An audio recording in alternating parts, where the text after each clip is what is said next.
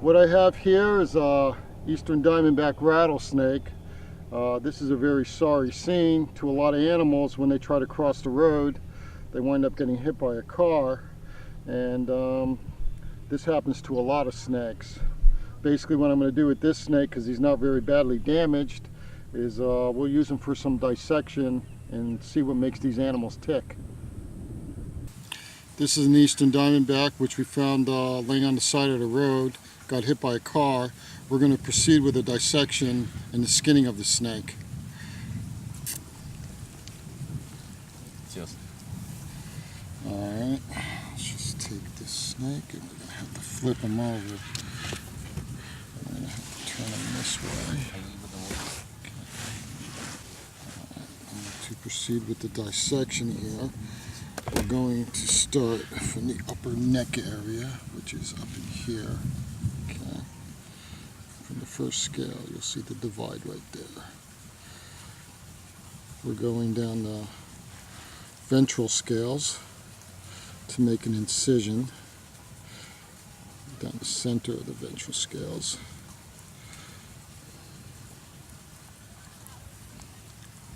What we do first is make the total length of the incision, and then we'll do the separation. Okay? Through the lower abdominal area.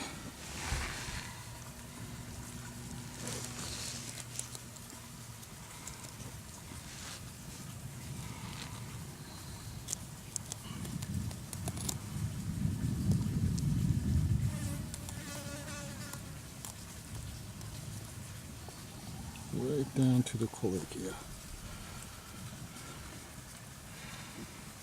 Okay, this is pretty much. Now we're going to separate the skin off the sides here.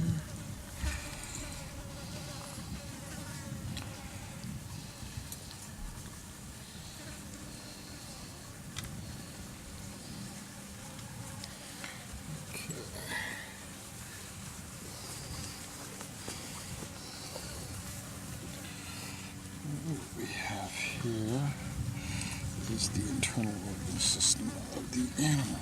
This hard tube here is the trachea, going down into the lung area, which is over here. The lung should exceed about 1 to 2/3 the length of the body, which should probably succeed down here somewhere. This is all fatty tissue in here, or fat cells. Wrapped around this is all the intestinal area down in this area. This is your liver right here. And this is your heart.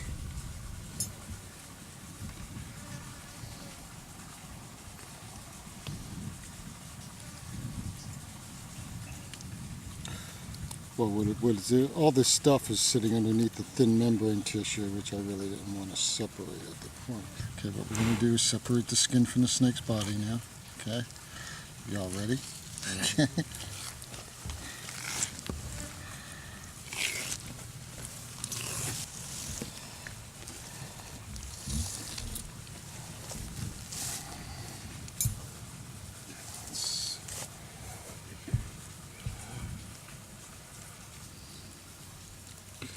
These are single subcaudals, right down to the rattle.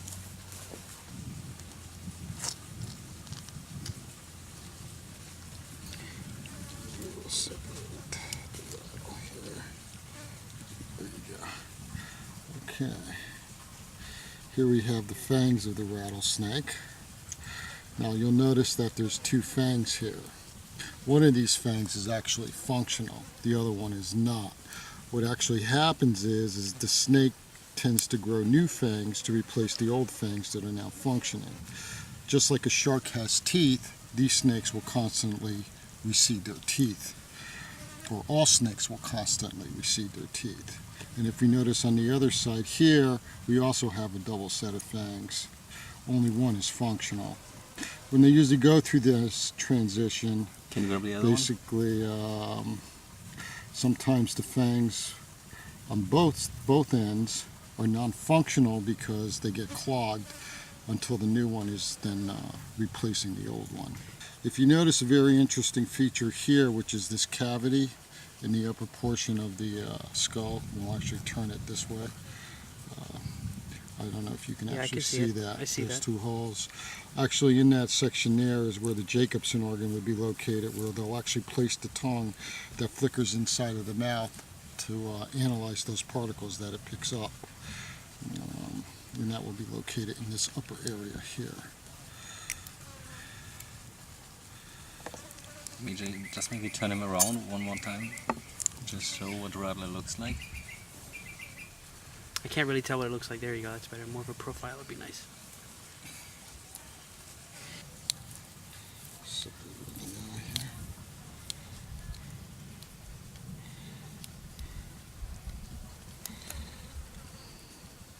We notice the very powerful muscles surrounding the jaw area here. Underneath these muscles here will actually be where the venom sac is located. There's no connecting bone structure between the two lower mandibles. It's loose, so each mandible can function separate to itself. So Yeah. actually when the snake swallows, he kind of does this. Uh-huh. Pushing the animal down its throat, kind of like walking it.